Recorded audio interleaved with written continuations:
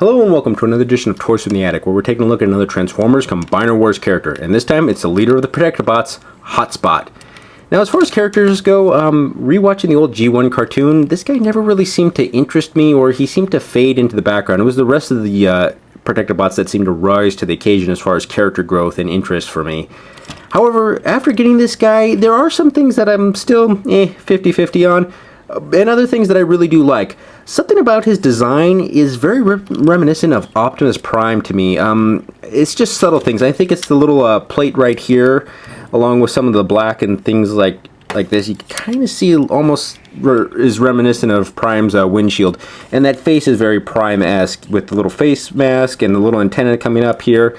I don't know if they did this intentionally, because in later incarnations Optimus Prime became a fire truck, but who knows.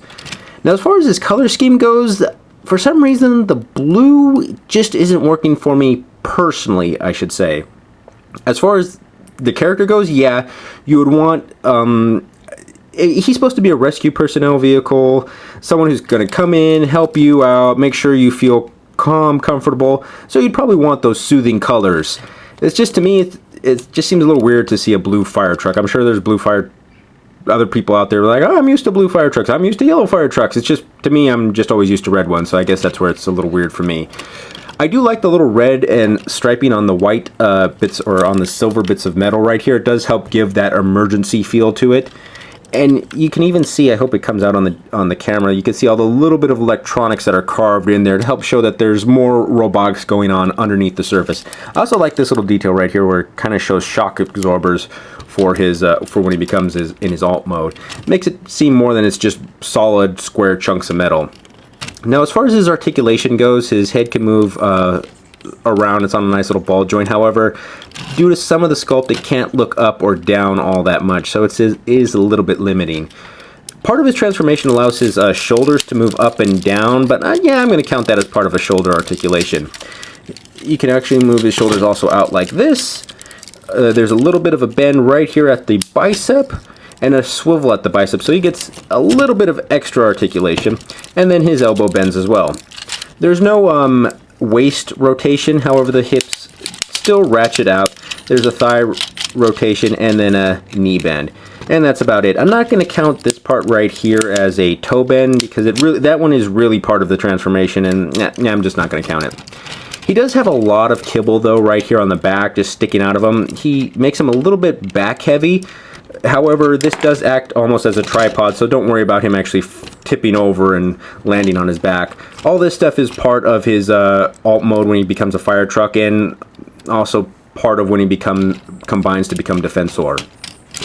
Another thing I really like about this guy is actually his guns. Oh, I'll just actually pull the one off. Looking at them a lot closer, they're more reminiscent to fire hoses or fire guns. Yeah, I guess fire hoses that you would shoot, that are on top of a fire truck that would shoot water out. You can see with the little release valve right here, but then when you have them in his actual hands, they make some really nice and impressive dual wielding pistols. So, pew pew pew pew pew.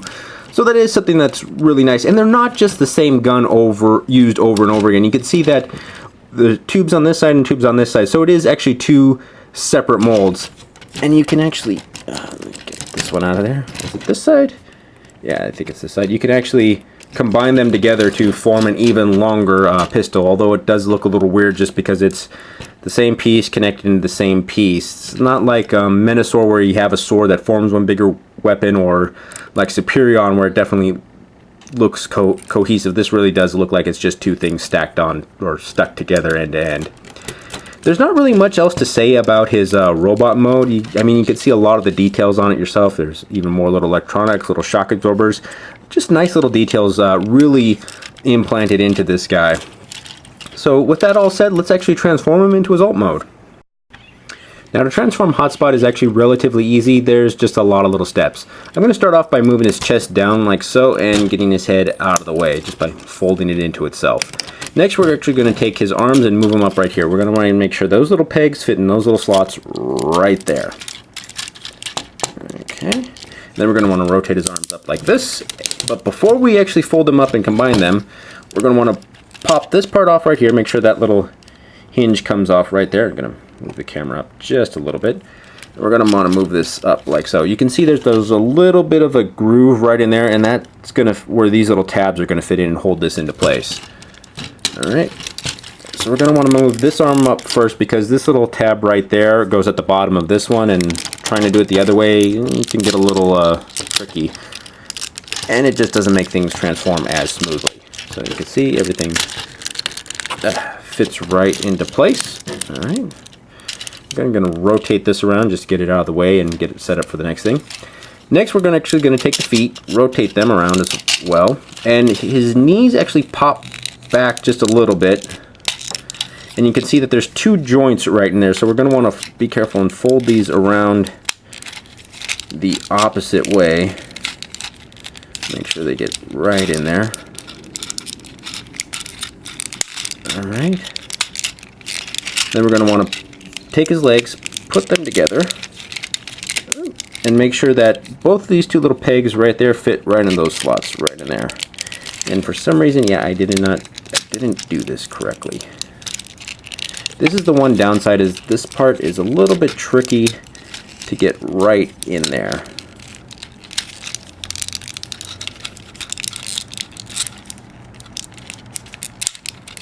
Ah, dang it. There we go. That's a little bit better. All right, then we're going to take his toes, pull them forward, and that's going to become the front of the fire truck. Now I can kind of see where this does remind me a little bit of the Transformers Robots in Disguise Optimus Prime, because if you guys ever seen that one, it does have a very similar front of the fire truck to it. After that, we're going to fold these little wings of the winch that will control the ladder. It's not a real winch, but that's what I'm calling it. We're just going to pull this forward and bring the ladder up like this. And there you go. He's in his his fire truck alt mode.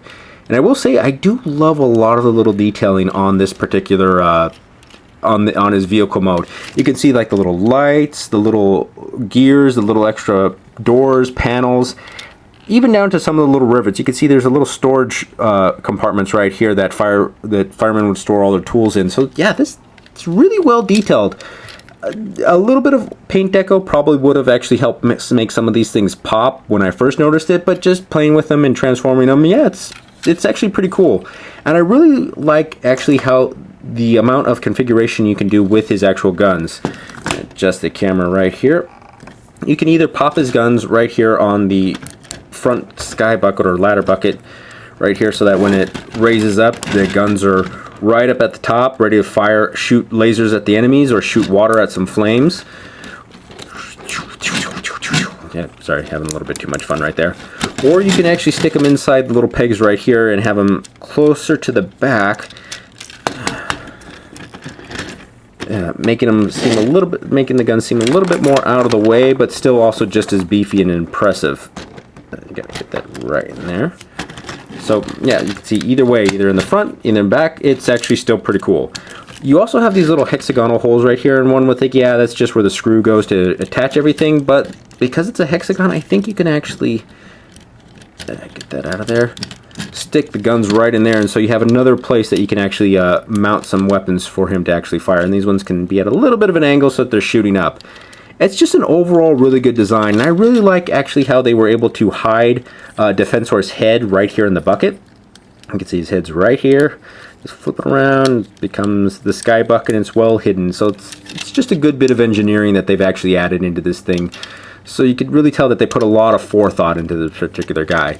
Well, without further ado, let's actually get him ready to become Defensor. To get Hotspot into the torso of Defensor is almost like getting him into his vehicle mode with just a few key differences. We're going to start off the same by moving his chest open and get his head right on in there.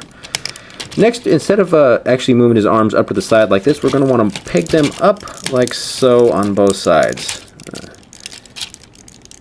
There we go. We're going to want to make sure that these little slots fit right in here at the top. On those little pegs right there. Oop. Slipped right out of my hand on that one. It just helps give it a little bit more secure, snug feeling and support for when you're going to be actually moving this guy's arms. Unlike Menasor. We're going to also just move these little panels down right here and get them ready for when we slide the arms onto them. After that, we're going to want to take his legs. Oh, we should actually probably take this part and move it out like this. It's going to come into play later. We're then going to want to take his legs and fold them back just like we would if we were going to get him into his vehicle mode. However, rather than actually turning them all the way around, we're just going to turn them halfway so that they're kind of just out. And you'll see in a second. We're just going to move that down and in there. There you go. Move that back. I am a little worried about how his legs are hinged together. I'm afraid that given time and things are just going to wear down and eventually snap apart. So I might just keep him in one mode for when I display him, and very rarely actually transform him. Anyways, back to this. We're then going to want to flip this all the way around and move this back down. Now that little peg right there, if you can see, is going to fit right in that slot right there. Going to want to move these little wings of this part out and make sure these pegs fit right in those slots right there. Help give it a little bit more stability. Then we're going to want to move this part down like this, and then just move the ladder down right in between his legs. It's just a little weird. The ladder breaks back here at the back. And then we're going to want to make sure that these two pegs fit right in those slots right there. That'll help make everything nice and tight. Fold the wings down, and then we can rotate the bucket around, and that will form Defensor's head. And that's pretty much it. He's now ready to become the torso of Defensor. Once again, thank you for watching. If you enjoyed what you've seen today, please help me out by sharing, liking, or even subscribing. Comments and advice are also appreciated. Who knows, something you suggest may appear on the show in the future.